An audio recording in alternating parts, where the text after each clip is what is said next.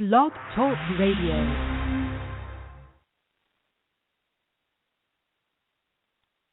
Well, folks, welcome to one more edition of Politics Done Right. I'm Egberto Willies, your host here on Coffee Party Radio. How was your week? I trust that you had a wonderful week, in as much as it has been an eventful week as usual. But again, thank you for spending this time with me. So, what are we going to talk about today? You know, last night I had a great time. I went out. My daughter and my wife they bought some tickets to the rodeos 2 consecutive weeks, and the first and they asked me previously, hey, are you going to come with us we want you to come with us to the rodeo, the Houston rodeo here in Houston, Texas. And I said, sure. Well, turns out I had to be on a panel for the I think it was a KPFT. Well, I represented KPFT on a panel that was discussing the media and the ill effects of what the new media has been doing to the American citizens. So I had a choice to make: rodeo or that panel, and I begged them to allow me to go to the panel instead, and that went very well. I went to the panel. It went fairly well. Last night I couldn't get out of it. I had to go to the rodeo, and I must say that I had a great time at the rodeo. The only thing was on my mind is I knew this week Bill Maher had a good thing going. He was going to talk about a good little thing, and I wanted to be here to see it live. I didn't, but luckily there's this stuff called a computer can tape or record, and that's what I did. Anyhow, at that rodeo I had a good time. I tell you, folks, stay away from the fried Oreos. I tried that. The batter on the Oreo wasn't all that good. It was a bit oily. That wasn't good. The fried Snickers, pretty darn good. The funnel cakes, pretty darn good. The fried bacon, thick slab of bacon. Hey, even though I'm supposed to be not eating meat, I went all out last night. I had a good time. But anyhow, let's get down to business. Enough about me having a good time for a change. The subject that I'm going to cover today is called, Is Welfare for the Rich the Same as Welfare for the Poor? And that wasn't the subject that I was going to talk about today. And what is interesting is, it seems every darn week I have a subject at hand that I'm going to be talking about, and something tickles me a bit better that says, you know what? The audience, you guys out there, would probably get a better deal by listening to the topic. So the topic was, is welfare for the rich the same as welfare for the poor? And how did I come about that? Well, it turns out Bill Maher, he had a good one last night. So guess what? That is going to be the blog post of the week for Politics Done Right on Coffee Party. So here's how it goes. The title of that blog was Bill Maher Slams GOP for Support of Welfare for the Rich as They Attack Welfare for the Poor. And, a lot of times people say we're tired of hearing the attacks on the rich. We're tired. That is a condition. That is how many of us have been conditioned to believe that some are entitled, others are not. We look down at some that receive so-called meager entitlements while we simply disregard those that are really those that really believe they are the ones that are entitled. So here it goes. Bill Maher tackled the inheritance tax and its implication in a rather demonstrative fashion. One can honestly have a liberal, conservative, or some other ideology and be intellectually honest.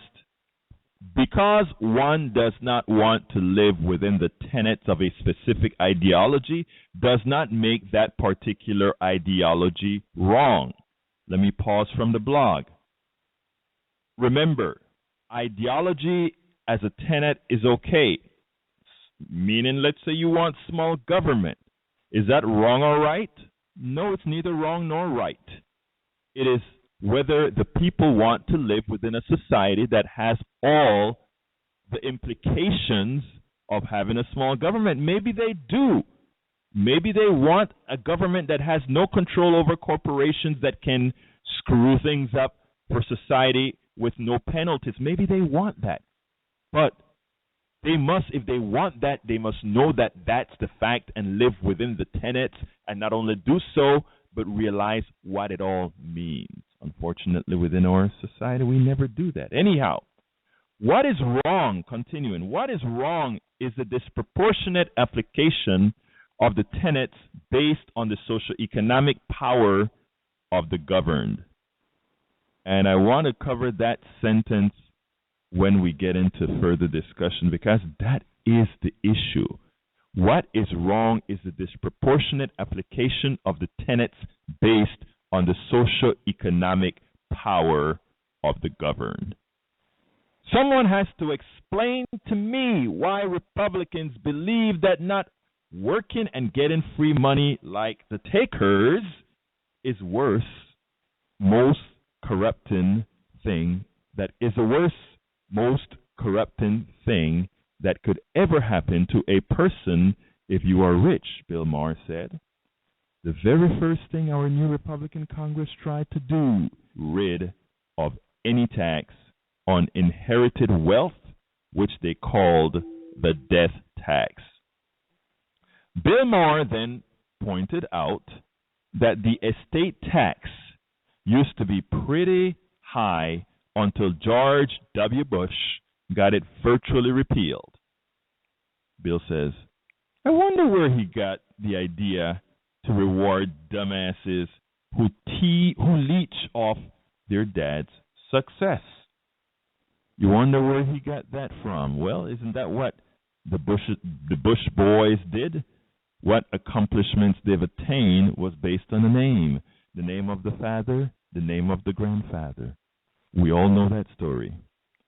Bill then went to the core of the GOP's supposed conservative tenet. It is true that there is one thing that really chaps the conservative ass.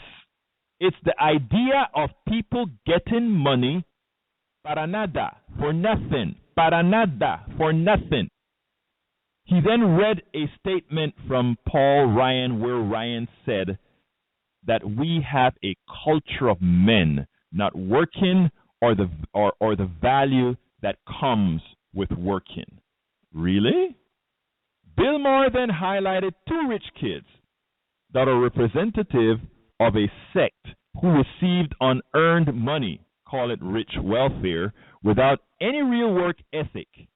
He showed Conrad Hilton's and Donald Trump's disdain for the peasants that make up the majority of our society. I didn't put all the things that he said in there, but it turns out this little rich kid, and I put a link to what this guy did. He created a havoc on an airline, on a flight coming in from England or from UK, I believe it was, where he actually attempted to beat up the stewardess, or not the stewardess, sorry for the word, the flight attendant.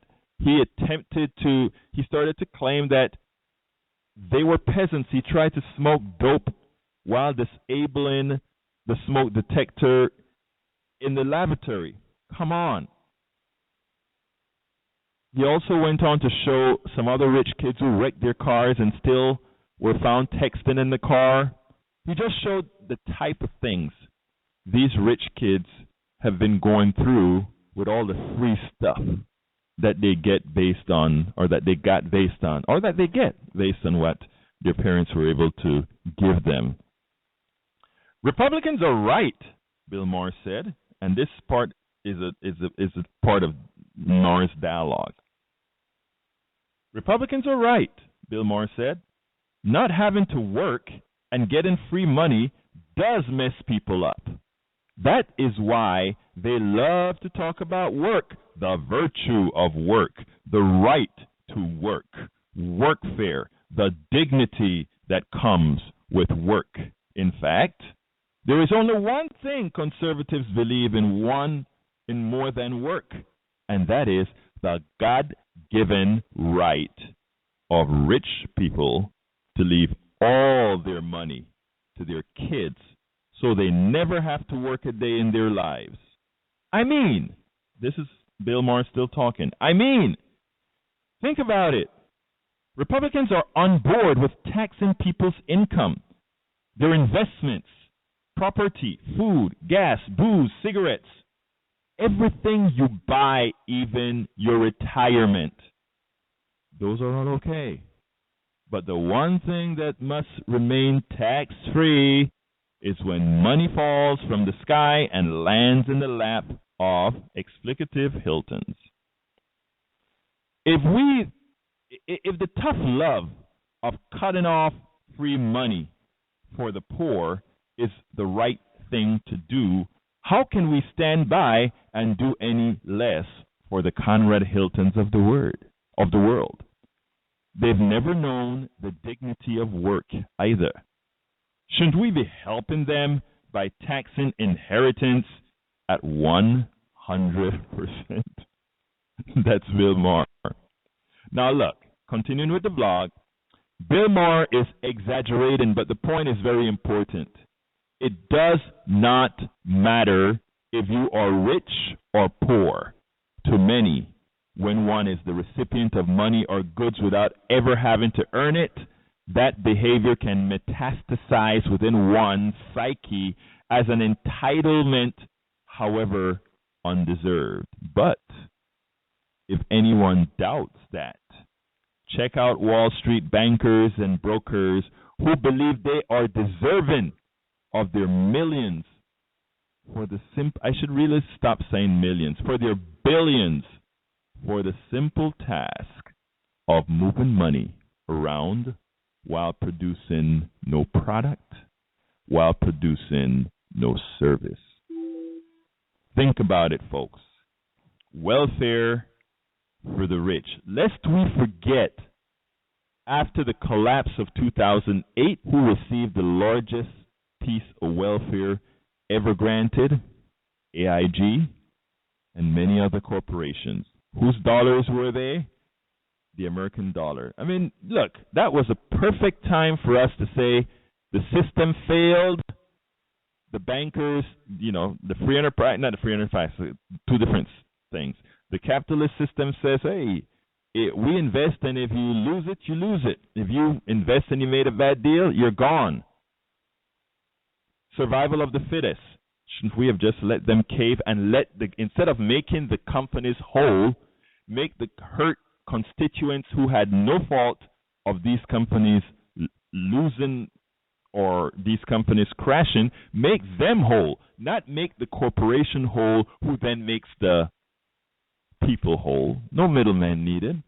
It was a perfect time for the government to have done what it needed to do. Make the people whole, not the corporation whole. It otherwise is nothing but welfare for the rich. Folks, do remember this is a call-in show. The telephone number is 646-929-2495. Again, that number is 646-929-2495. I would love to hear for you if you want to speak. I see several people on the phone lines. If you want to speak, press 1 so that I can know that you actually are not just listening, but you want to speak. But what do you think? Does it make any sense? Welfare for the rich, isn't that what it is? Think about that. Somebody like Bill Gates, the richest person on the planet, owns over $80 billion. I think if you were to get Bill Gates in the back room, he would wonder, my God, how is a system possible where one can accumulate that amount of wealth? Not for working more than, let's say, the garbage man who also builds houses, but just because of the luck of the draw and what you chose. I mean, I don't have anything against Bill Gates. I love Bill Gates, and not only that, I love the responsibility that Bill Gates feels towards putting that money back into society. But we shouldn't have a system that depends on the benevolence of a few to keep the system solvent. Bill Gates knows the system will fall apart absent what he is doing with his 80-something $billion. 936, you're hot. Who do I have the honor of speaking with? Hi, Alberto. This is Bruce. Can Bruce, you hear me? how you doing, my friend? Yes, I can hear you, sir. How you doing? I'm doing fine. I like your topic today. That's very good. I wanted to say that the estate taxes were put in place back in the early 1900s, and it was because that money has been accumulated, the money that's not wages, and so it was not taxed for a long, long time, forever until you die, and it was to recoup some of those taxes that was never collected. Then there was some financial advisors out of California that decided that wealth shouldn't be taxed, and they got with the Walton family, who were getting or who had inherited all of their monies, and they financed the campaign to do away with estate taxes. And so Republicans picked that up as being a good thing for the wealthy and have taken it over. There's like 60% of the billionaires now in this country that are getting inherited wealth, not making the wealth. So it's a real big thing tax-wise that we're losing that money. One of their arguments was that it was only bringing in 2.5% of the revenue coming in was through the estate taxes when they started this campaign. Well, that's 2.5% that somebody else has to make up, and it goes or falls to the middle class to make up those funds. That is a significant amount, 2.5%. You know, the corporations back in the 50s, they paid 6% of GDP in corporate taxes. Now they only pay 1.5%, and that's less than the estate taxes were to start with. So if the estate taxes do have a significant role to play in our tax revenue that we have now. The revenue went down to zero for 1 year there, and now it's back up. But people who have under $5 million have no estate taxes at all to play with. So, are you still there? It is ridiculous. Yes, I'm here. I'm here, Bruce. That is completely ridiculous. For those people who don't want estate tax, what I don't understand is there's a simple arithmetic. I mean, it's simple mathematics that you can use to prove that absent an estate tax, eventually, and this, when you go through a normalization curve, you'll immediately see that eventually you'll have a section of a very small amount of people who ultimately will own almost everything. And the reason I say almost is the way mathematics and exponential curve reaches, you never actually reach that total, but you're constantly getting a bigger piece of the pie each time. You never get all of the pie, but you damn near get close to it, 99.9999, and it keeps going down. It's a mathematical certainty, and that's why a lot of people actually know that capitalism in the form as we practice it in the United States is not sustainable. We had some little dribbles that kind of corrected a few things, and as much as we bailed AIG and Bank of America and all these guys out a few years ago, what that did for a period of time is that pushed the curve back a bit before that totality, before all these small groups took over a total of the wealth. But if you take a look at it, just think about what the Oxfam report came out recently that stated that I think it was 1%, and you can correct me here. I know you saw that Oxfam report, Bruce. I think it was 1% of the people, or I don't remember how many people would have owned over 50% of the world. I don't. Oxen. Yes, there's 875,000 billionaires in the world, and they have more money than all the, or over 50% of the wealth of the world. Right. Sorry. It is. Mm-hmm. It is some ridiculous number like that. And, so these are things we have to mitigate. But hold tight. I'm keeping you hot. Bruce, let me get to 732. Who do I have the honor speaking with? Oh, hey, Egberto. This is John from Jersey. How you been? John from Jersey. I haven't heard from you in a long time, but I see that you've been keeping those Obamacare pages going very hot, very well. I think you should be commended on what you're doing out there. Thank you much. I just saw a thing this morning on Hillary and the emails and all that. Congress doesn't have to do the same. Washington Post and others are saying that. Yeah, I don't know if you've seen anything on that yet, but yes, actually, yeah. Let me tell you what I saw on that, John. What I saw was on this morning on what's his name's show earlier before Melissa Harris Perry. The show before that one, they came on and stated that, wow, all these people have to show up their emails and Congress does not. I think that needs to be mitigated. But I tell you something else. I'm not a very big Hillary supporter, but I tell you one thing.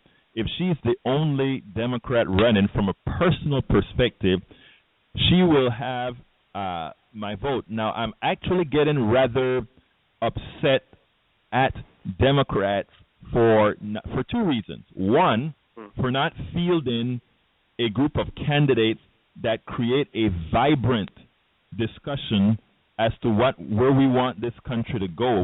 We'll cover these issues that we're talking about today when we're talking about income inequality, when we're talking about welfare for the rich versus welfare for the poor. All those issues need to be debated, and Hillary needs to be within that debate so that if she wins, she does not believe that she is winning by winning from votes from the corporatocracy, but votes from what we call in Panama el pueblo, votes from the people who really want actions. We don't have that debate that is going to be taking place so far. Now, so you're not big on her. You're not big on her. I am not big on her, but I tell you, go ahead. You're more maybe for Biden coming in or someone like Elizabeth Warren or someone like that, right? I tell you something that happened to me, John. I was on a Daily Kos panel a couple of weeks ago, and we were talking about that because a lot of the folks at Daily Kos, they're not enamored with her, and a lot of them have been enamored with Elizabeth Warren. And Velez, Elizabeth Velez told me something. She said, Egberto, listen to me. We love what Elizabeth Warren's position on income inequality. We love her position on wealth disparity. We love her position on things like school loans and making it more affordable for folks to go to school. But what else do we know? We do not know much. And she said, for those of us, go ahead.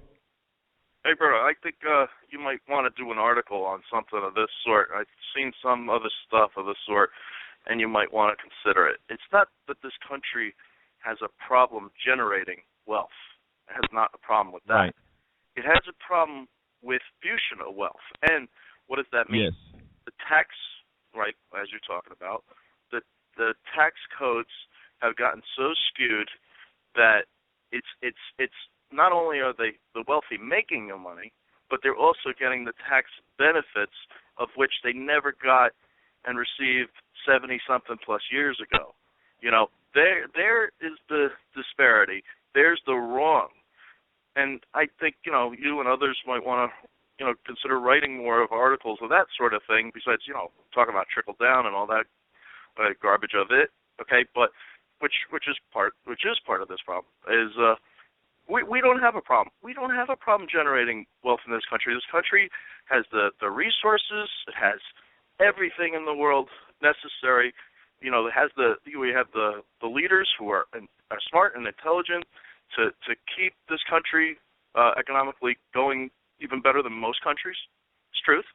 But where's the disparity? The disparity and the problem is the distribution. It's the taxation.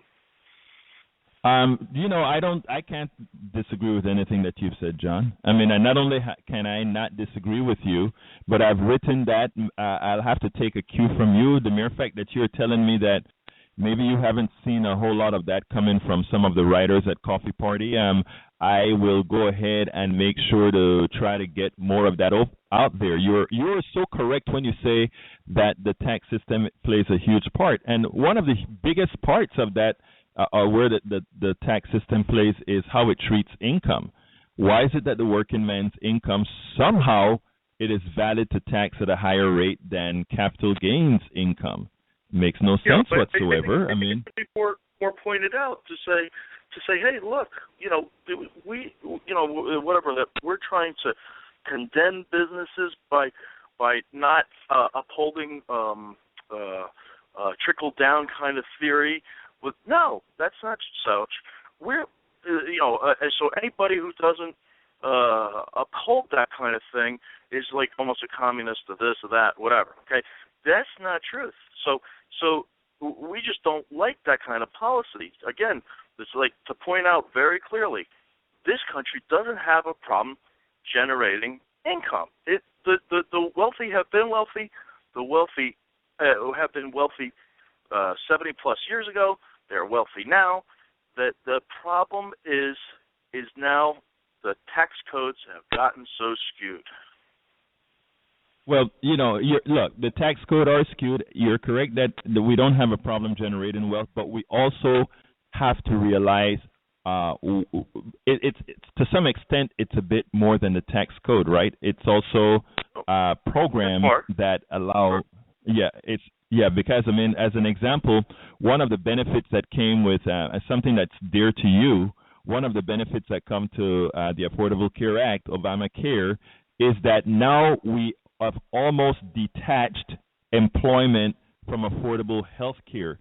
So now somebody like you or anyone else who had some innovative idea can say, I can leave my company with a small savings and start a business because I know I can get affordable health care as I build this business.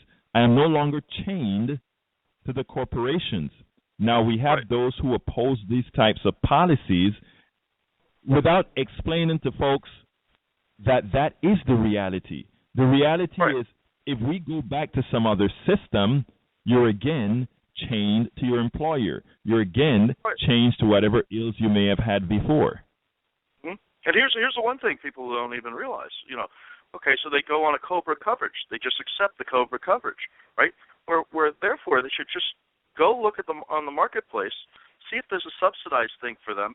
You got people who are paying $1,000 a month now, assuming all the costs between them and their employer, and not going to see now that they are out of work, that they are qualified for subsidy or even Medicaid now, or a CHIP plan. Right. There are people who they're not even considering these facts. They're not even considering looking into it. Well, John, you see, you are doing such a good job, and I if you notice, I update your pages every so often, the ones that I have access to, when I find stories that are matching to what you're doing. Right. But we need a lot more of what you are doing. We need a lot more of what you're doing, and we don't only need what you're doing with the pages, because you have I think one of your pages has a huge following, and the other statewide pages for the Affordable Care Act are, pretty good coverage, but, what we still need to make sure to do is get that messaging more widely out there. So, I mean, if you notice what I do, if I get something that's relevant, I put it on the page, and I also move that piece of material elsewhere to give it bigger coverage, because it is extremely important that people realize these issues. When the president spoke, I have a few issues with the president sometimes, but when the president spoke about the three-legged stool, and this being a part of that stool for wealth creation, for income, to solve income inequality, he was absolutely right about that. Because what this is going to do, I mean, we're not talking welfare here. The only people that have a hell of a lot of welfare in this country right now. The people that are getting welfare, the real takers, are not the 47%, or not the 52%. It's the 1%. The real takers, those. Go ahead. Yeah, it's truly it's the corporate people, and the one thing about thing on the Affordable Care Act, which people are not even realizing. No one even takes it into consideration. Okay, yeah, this is based on conservative principles of, okay, be responsible for yourself. Go get insurance. Don't just, have an issue, then, go to the hospital and then not pay the bill, right? Then who gets screwed? The government and basically insurance companies. The taxpayer and everybody gets screwed. So here it is, this conservative idea originally of be responsible, go get health care, right? What is the other thing that the Affordable Care Act is doing that conservatives should be like, that's the greatest darn thing in the world?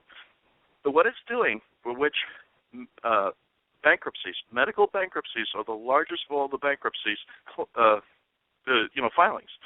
Now, you've got less and less people going to be able to file medical bankruptcies because, well, you decided not to go get insurance? Well, you had every opportunity with the Affordable Care Act.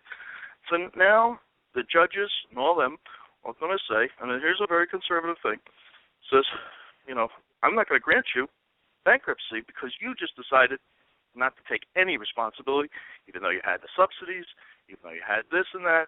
And here it's going to provide for greater economical benefits for the country because they're not going to be declaring bankruptcy, and they're not going to be burdening on the government for, hey, bail me out, or take care of my medical issues. No, you decided now. Personal choosing, right, shows on your tax form. You didn't even decide to choose it. So yeah, there are some negatives that will happen to people who, here I check on 2014, 2015 tax form, didn't want it. I didn't even want it, right? Then I had an issue. Can I now go declare medical bankruptcy? Probably not in front of a judge. Right. Now, it's interesting because the topic of the day is welfare for the rich versus welfare for the poor. And when I use those terms loosely, of course, but it was interesting that in this same week, Jon Stewart, and it's amazing that I'm quoting Jon Stewart and Bill Maher for news, because real news isn't covered by news, the news stations. But another thing that Jon Stewart brought up was that, as you know, Exxon went into New Jersey and polluted the hell out of a lot of areas. And they were sued by the state, and the state won a $9 billion judgment. Right, 3% of the 100% that was requested for the judgment. Right, Christie, unbeknownst to everyone else. Right, he settled for a $9 billion claim was settled for $225 million, and worse, it gets even worse. And there's a story in the Atlantic by I think George Sirota, that I think it's Sirota that actually covered that story. A good article by David Sirota, who actually covered the article, stating that it's likely that he did this as a favor to Exxon, both to extort money out of them for his campaign, and also, again, just to wink, wink, I helped you out. But think about that. What he did is he took $225 million, and that $225 million is not gonna be. Greg, I know welfare for the rich comes in a whole lot of form. Yes, forced arbitration as well. Forced arbitration is a form. I'm coming to you in a second, Bruce. Let me just get one thing out here. He's not going to use that $225 million to clean up the mess. He's actually using it to offset holes in his budget. Sadly, the holes in his budget was created specifically by not taxing the wealthy their fair share. Come on in, Bruce. And I think I see 620 on. I'll come to you next as well. Yeah, come on in, Bruce. Okay. I just wanted to point out that you were talking about the taxing system has made it so unequal in this country. And Warren Buffett had for a couple of years income of $5 billion a year.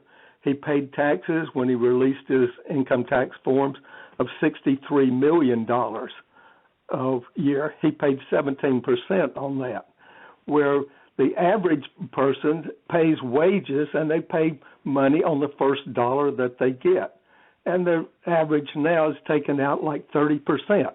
So if you're just out of college, you want to start a business, and you're doing something, the government's taking away 30% of your money right away. So that is not the way to tax. That is totally unequal. But if you tax the wealth, which is the net worth of the country, then the first $1 million could be free to everyone. Everyone does not pay income taxes on the first $1 million. So if you're making wages or something, you will not have to pay those. It allows you to start a business. It allows you to get going. It allows you to develop income-producing property like the wealthy have, and then you will start paying once you are wealthy. So total inequality in our taxing system is causing all of this deductions and welfare for the rich and poor. What we need is to allow people to get out of poverty, to stand on their own, and then they will not have to take as many hand-ups from the country. It'd be totally fair that way. So absolutely so. Okay, the corporations right now are so much more unequal. Like there's 28 million businesses in this country. There's like 5 billion that are corporate, that pay corporate taxes. 14,000 companies make 75% of all the profit in this country. 14,000. That is the inequality of businesses here. So if you're a contractor, which the whole country is going to the contracting way, we have Uber and all these other things that people have to make their own jobs, and therefore they pay their own taxes. It's like 15% on the payroll taxes. So it is, how do you say, it's totally unfair to tax people before they can have enough to generate savings and income-producing property that they won't have to pay all their other taxes with. Yeah, and we have to really acknowledge. Yeah, go ahead.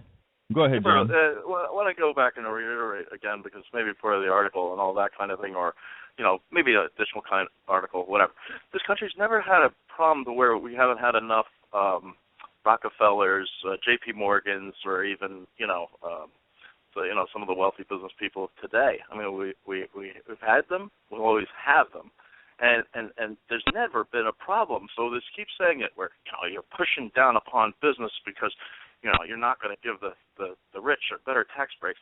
There's never been a problem with this country with billionaires and such like that, or millionaires. But you actually, in many ways, of course, you got your Bill Gates and all those others who were able to get loans and stuff such like that back in the 70s, 80s, that kind of thing. And instead of just being gobbled up by other people who are wealthy saying, oh, I'm going to buy out that idea quickly. So, if you don't have to where, the banking and a better banking system and a better, thing to where they can just borrow money, and then instead of, they have to, somebody's going to offer them such and such money and buy them out, that's a problem. You can't now be the new Bill Gates of the future because of the way the system, the way the things are. But additionally, yeah, the tax structure, the way it is not conducive to where it puts back money into the middle class, for which the middle class makes the rich too, because if we're spending, we got the money too, and we're spending, then people go in restaurants. The economy churns, so that this whole thing about trickle down has got to be squashed. Yeah, well, the reality, John, is that I wrote an article a couple of weeks, 2 or 3 weeks ago, where I stated that the dependent class is really the rich. And what I meant by that was that the rich is not only in the services that they receive from the middle class, not only in the productivity they receive from the middle class, but all their being. I did an experiment, a philosophical experiment, where I said to folks as follows: put the rich man on an island. If you want to see worth, because that is one of the biggest problems we have in this country, acknowledging worth. Put a rich man on an island and the average middle-class guy on an island, and see who survives the longest. That is how easy it is. But look, I have 2 calls I have to go to. First, I need to go to, I think this is Jack. Let me see. That looks like Jack's number. So, Jack, how you doing, Jack? Okay, fine. I want to make a controversial statement saying that it was a big mistake to bail the banks out back in 2008. That's not controversial. That's a very accurate statement. That's not controversial, Jack. And that was not, and that was a big mistake. Now, my name means, Jack is Chicago slang for money, and Golding is making money. So my name is Money Making Money. Now that should be less prioritized than mine should be less prioritized. Then they should be taxed at a higher rate than ordinary wages. Now I say that starting with carried interest, first of all, that'd be the first thing, should be taxed heavy. I mean, and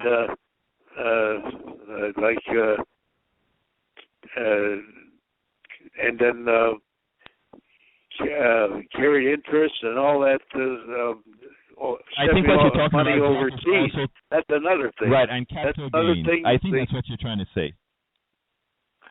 The thing is, all right, this overseas money now, PPC or whatever the heck that is a big mistake Obama made. I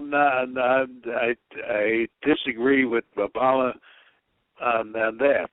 He wants to do away.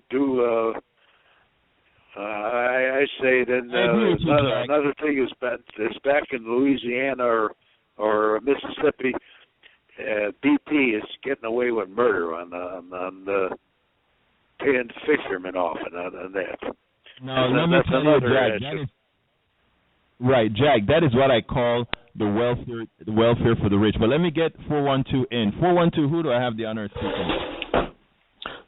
Good afternoon, Egberto. It's Greg Russack. How are you? Senor Russack, talk to me, my friend.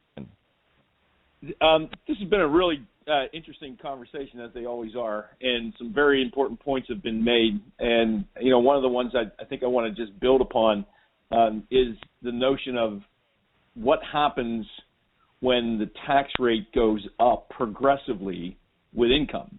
And I think this is lost on a lot of people because they maybe just don't have a deep enough understanding, and I'm not an expert, but a deep enough understanding about what motivates investment into businesses by wealthy individuals. And what happens when the tax rate goes up with greater and greater amounts of income is that people will look for ways to shield that income from that taxation. And so back in the day when tax rates could approach 90%, wealthy individuals would look for ways to invest that additional income into new businesses, into new ventures, and to protect it from being taxed. When the tax rate is so low, there's no motivation to do anything with that money except to sit on it. There's actually no incentive for somebody who has so much money they don't know what to do with it to do anything but just sit on it. And without that investment, Greg, and believe, this is. I'm sorry. Go ahead, Egberto. No, the reason why I wanted to break you because you just made the perfect point. And believe it or not, I can tie that into when I brought in Bill Maher's piece about the wealthy and who's really on welfare and what does the work ethic bring. The Republican tenet supposedly is a work ethic, a solid work ethic. And if you dig down to what you just said, Greg, when the tax rates are high enough, you're telling folks that you have to work to keep the wealth. You have to work to keep the wealth. When the tax rates are low, you're telling them, you can sit on your hands and just watch your wealth because you don't have to circulate it. You don't have to work to ensure that you're holding on to it. So in effect, that goes right into the work, no work kind of model. It's another hypocrisy within the GOP on having low tax rates on higher progressive incomes. It's actually the incentive is really reversed in terms of what the talking points would have us believe, and that is that the only way for the wealthy to trickle down their wealth to the rest of society, which actually they wouldn't have any wealth at all without us, is to somehow keep the tax rates low enough so that I'm not sure exactly what's supposed to happen or what people think will happen if the wealthy are taxed less and less. I'm not sure a darn thing would happen. It doesn't seem to. We've been there anybody before. Who looks at it we've knows been there it's not before. Working. Look, we were on a path to remove. We were on a path before with progressive taxations and the right type of to prevent a whole lot of wealth accumulation, and we reversed that trend. I mean, we know that we can look at the charts and see that.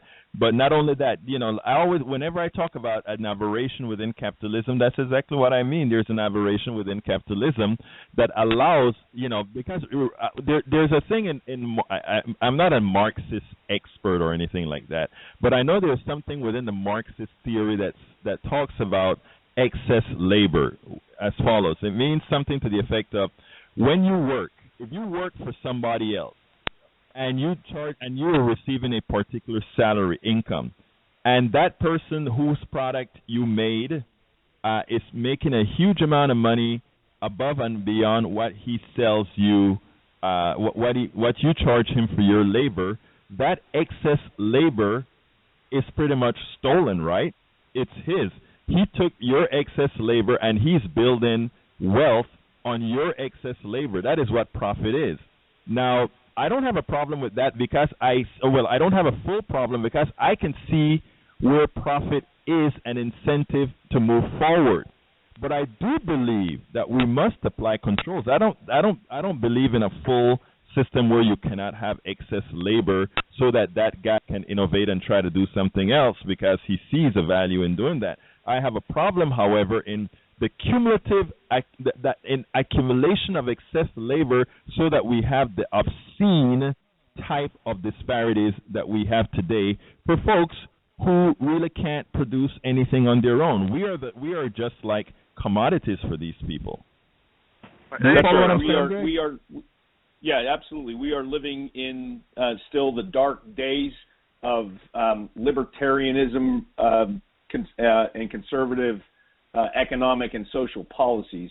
And it's only if you subscribe to objectivism that you can actually even begin to understand or believe that the best way for society to operate is for those who have the most to continue to get the most and have the most advantage, as if somehow if the rich needed to pay more for the benefit that they get from our society, that they would somehow disappear into some sort of, I don't know, Randian sort of.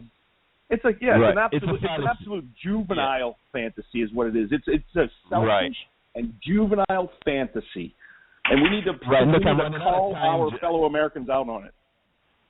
And we're doing that, and we're going to do that.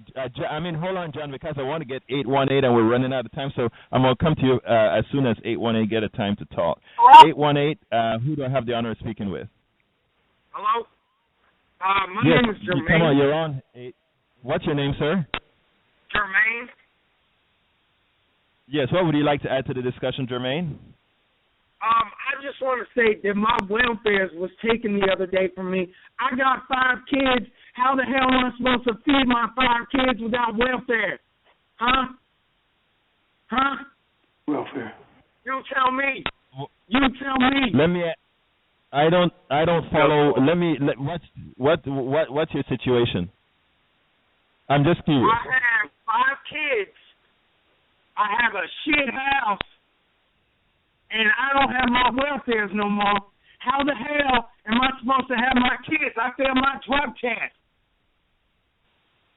Okay, I understand, sir. I can't answer that particular question, but what's your position? Are you working? Have you attempted to work? You're on the radio. Have you attempted? You have the answers. Now tell me the answer. I don't have the answers. I need to know your situation before I can give an answer, sir. I told you my situation. Right. That's not what I mean, sir. You know what I'm interested in? Why I'm interested in taking your call? What do you mean? I'm interested in taking. You have the answers. You on the radio. You're the big man. You tell me. No, I don't have the answer, sir. What I'm asking from you is, what is your situation? How did you get into the situation that you're in right now? I didn't do very well in school, right?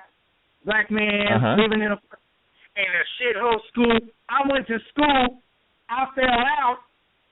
And then I got my bitch all knocked up. And now I got these 5 kids. I don't know where the bitch is at. Right? You know? Okay. So now you know what? I would love to, what's your name, sir? Sir, Jermaine, let me back up. Jermaine, let me back up, because the situation that you're in, I would actually like to explore that whole thing as a whole show, because the way you refer to that woman as it is already is problematic. So I would love to have a discussion with you at some time where we can see exactly where your head is at. So in the notes here, you drop me a line, and I'll be more than happy to talk to you, my friend, okay?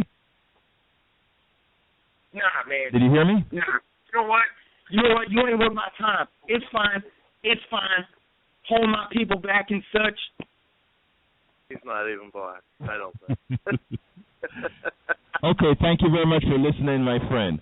Yeah, I really am suspect of that call, but anyhow, very suspect of that call. That seemed like one. Let me tell you. Let me just the before Howard I go to the kind of thing in New York area.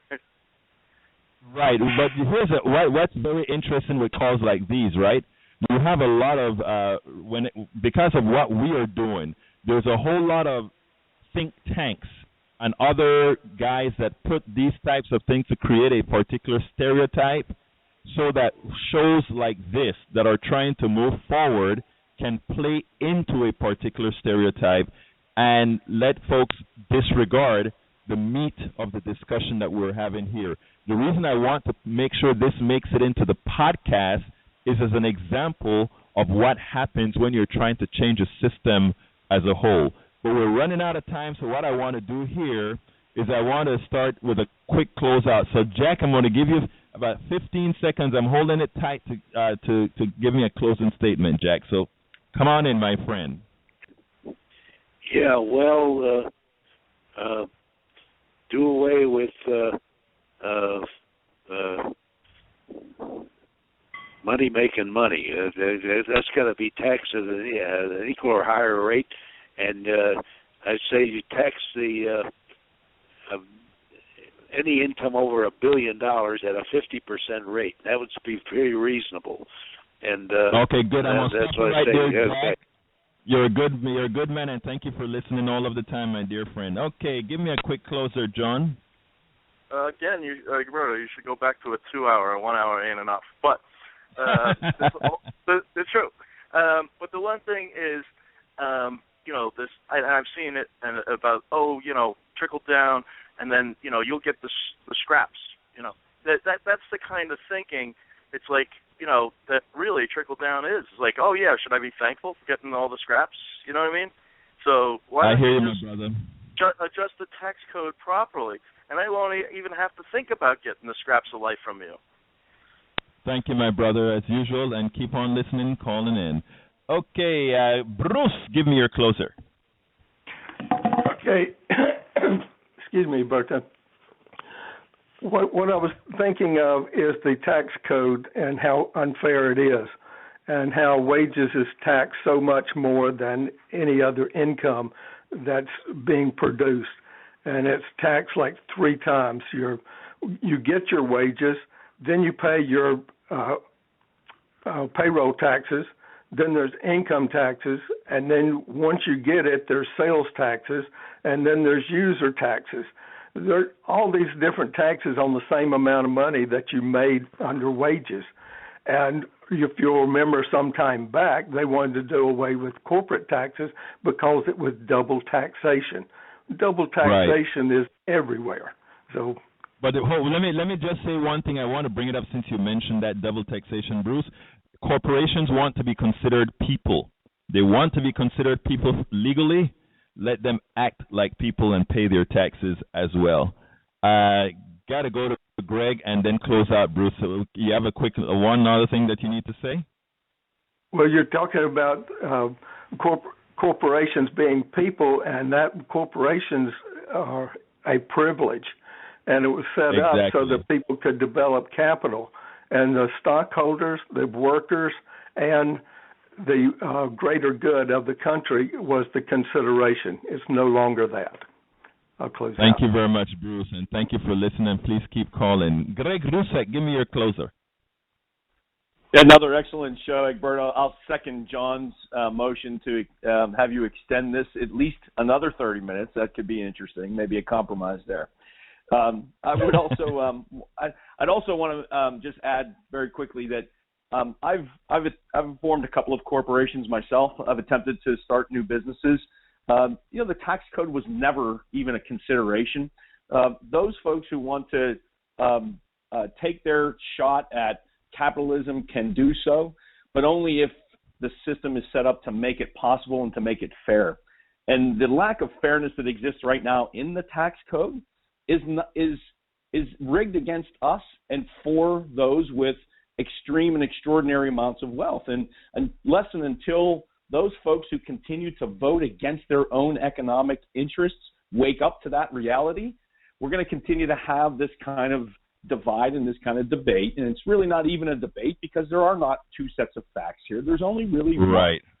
And all anybody needs to do is look at those facts and look at the reality and look at history, and they'll realize that what's not happening today is that the wealthy are not contributing their fair share back to society, and we are empowering them to do that. Thanks, Egberto.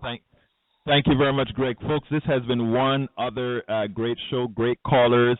But then again, we have great callers here. Please do remember we have 3 other shows. There is on Sundays at 8:30 a.m. There is I Take Liberty with My Coffee with Bobby Rodrigo. On Thursdays, 3 p.m. Eastern, we have Lunch with Loudon with Gene Loudon. That's Thursdays at 3 p.m. And, of course, on Saturdays, you're here with me at 1 p.m. Eastern. Politics Done Right with Egberto Willies. Look, folks, I really cherish the time that you spend. I cherish the time that you spend listening. Please share this show with others. Please share the podcast with others. Look, if you notice, we had an interesting call that, with somebody that actually said a few obnoxious things against women. For that, I apologize, but I am not removing that from the podcast because I want folks to see what I believe was likely a call placed by the framers or folks that are paid to do certain things within the internet when certain things are particularly happening. That is what I believe. I got the person's number. I will attempt to verify specifically if that's what it was based on where it's coming from. I've seen this happen before. But this has been Politics Done Right. My name is Egberto Willies. I do appreciate your time. Please remember to go to coffeepartyusa.com, become a member, and help us help America change. Help us make a better America. Have a wonderful day. And thank you so kindly.